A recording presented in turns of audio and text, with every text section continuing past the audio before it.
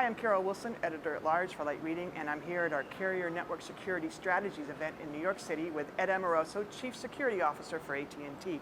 Welcome, Ed. Hi, Carol. So you've been coming to these events for a few years now, and at today's presentation I thought it was interesting that you described sort of the ideal security system for today's virtualized networks as looking very much like a botnet. Explain that.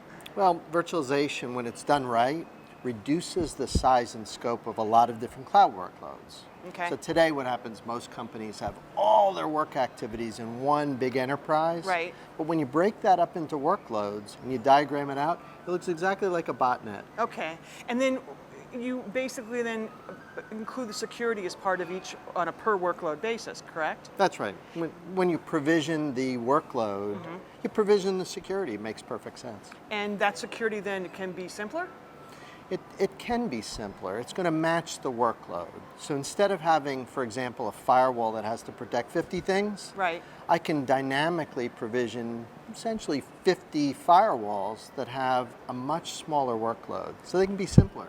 So does this mean that the move to virtualization actually improves security for network workloads and for the data that's in transit within a network? Well, you have to do it right. I mean, anytime you're changing from one thing to the other, there's always the risk that you make architectural mistakes or that things are sloppy. As long as you do it right, architecturally it's a more sound concept. It's more distributed, it's more diverse, and more resilient. Okay, so is it clear what that architecture is going to look like, and is it going to be a universal architecture?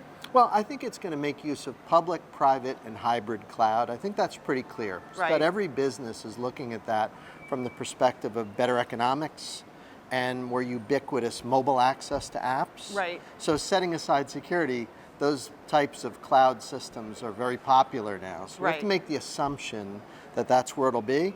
And I think what we're talking about in terms of these microsegments, they fit perfectly with that kind of an approach. Okay, so in that case, if I've got my iPhone or my smartphone, each little button, each little app will have its own built-in security provisioned along with that application itself. It's not so much the button is the way Right, you right, get to the application. But yes, in theory, that's the way it would work.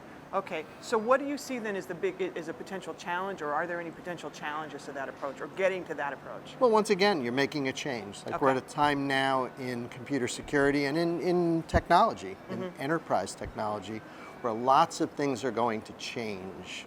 And there's always risk with that. Change is scary. Well, it's not scary, it just has to be managed properly. Okay, great. I appreciate your time. Oh, my pleasure.